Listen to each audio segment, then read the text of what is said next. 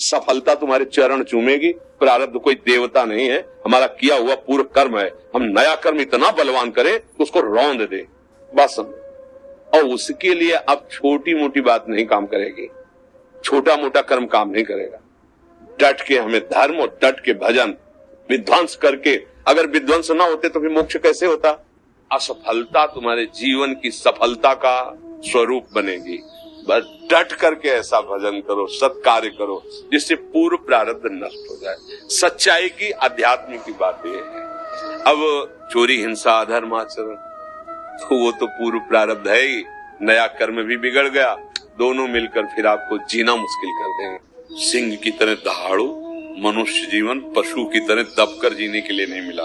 धर्म से चलेंगे कहीं भी हो। ये इस्तीफा अपनी जेब में रखा जाता है। जो सत्यवादी होता है ना, भगवत मार्ग का होता है ना, धर्म से चलता है ना, उसको पता है या तो तुम निकाल दो या ये ले लो, हम गलत करेंगे नहीं और तुमसे डरेंगे नहीं। भोजन जब पाते हो किसी से सीखा है क्या उसका स्वाद लेना है?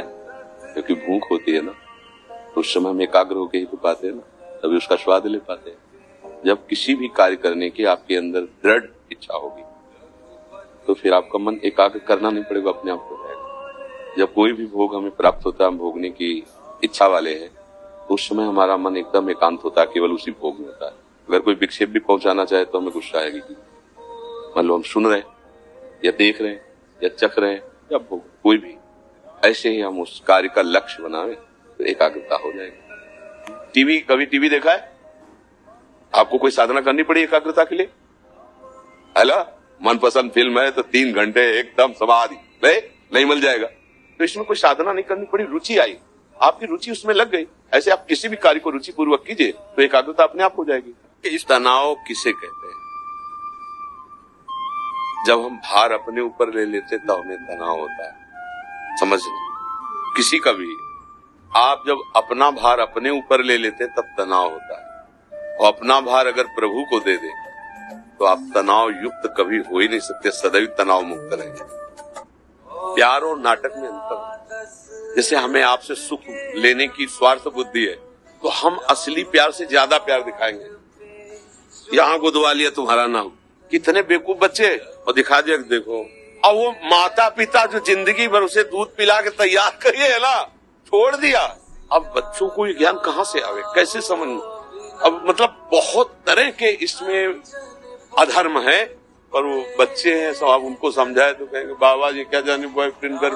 और सिद्धांत है जो दूसरों के सुख को सोचता है कि हमारी क्रिया द्वारा किसी को दुख न पहुंचे, सुख पहुंचे, निश्चित आपका मंगल होगा। किसी को भी आप सुख दे, किसी भी जीव को, तो उसका आशीर्वाद आपके और आपके परिवार को सुखी करेगा। पर प्राय लोग ये नहीं जानते, ऐसा ही मानते हैं कि दूसरे का सुख छीन कर हम सुखी हो सकते हैं। कदापि नहीं, ऐसा नहीं हो सकता। जब हम भगवान के हुए तो पूरा त्रिभुवन हमारा हो गया, और जब हम अहंकार के थे, अपने थे, तो कोई पूछता नहीं था। ऐसे ही हमारी सारी समस्याएं हमारे कर्मों के कारण आ रही हैं। अब हमारे कर्मों को कोई नष्ट कर सकता है तो भगवान है। महान दुख आ रहा है जो तुम देख नहीं पा रहे हो, काल, वो तुम्हें रौंद देगा, तुम्हारा सब कुछ छीन लेगा, तुम्हें नष्ट कर देगा। एक बार मरना तो है ही, अब ऐसा मरो कि दोबारा मरना ना पड़े। राधा राधा राधा राधा, लाडली कृपा करो। बस यही जीवन का सार है। जो हमारे सामने कोई ये प्रश्न करता है कि मैं बहुत दुखी हूँ, कोई उपाय बताइए निवृत्ति का, और मैं वहां गया वहां गया वहां गया, तब मुझे लगता है कि पागल, तेरी समझ में नहीं आ रहा, सुख का समुद्र तेरे पास है। पानी में मीन प्यासी, मुझे सुन सुनी आवे हांसी। बाहर भटकने से क्या होगा? तुम्हें राम नाम प्रिय है, कृष्ण नाम प्रिय, हरि नाम प्रिय, राधा नाम, जो प्रिय लगे उसको जप के तुम देखो। तुम्हारे हृदय में इतना माल भरा हुआ है कि तुम्हें आंख खोलने की जरूरत ही नहीं पड़ेगी। भरोसा है हमें शरीर का, धन का, लोगों का, और चिंतन हो रहा है विषयों का। यही मृत्यु है। अभी मृत्यु में ही तुम विचर रहे हो।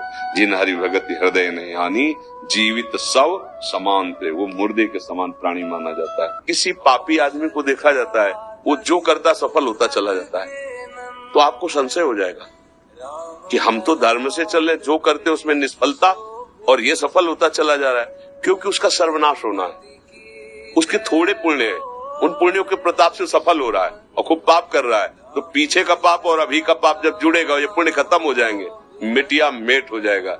कर्म ही आदमी को डिप्रेशन में पहुंचा देता है, कर्म ही आदमी को अपने हाथ से फांसी पे लटका देता है। श्री कृष्ण नहीं, कर्म। श्री कृष्ण तो करुणामय है, उनके द्वारा नहीं। हमारा कर्म इतना प्रचंड होता है, जो हम कर्म करते हैं वो इतना बलवान होता है, भाग के चाहे जहां विश्व में चले जाते, में दंड दिए बिना बख्शेगा नहीं। इसीलिए हम श्री कृष्ण की शरण में आए, इनसे बड़ा बलवान कोई है नहीं, कर्म की प्रबलता को रोक करके हमें क्षमा कर सकते हैं।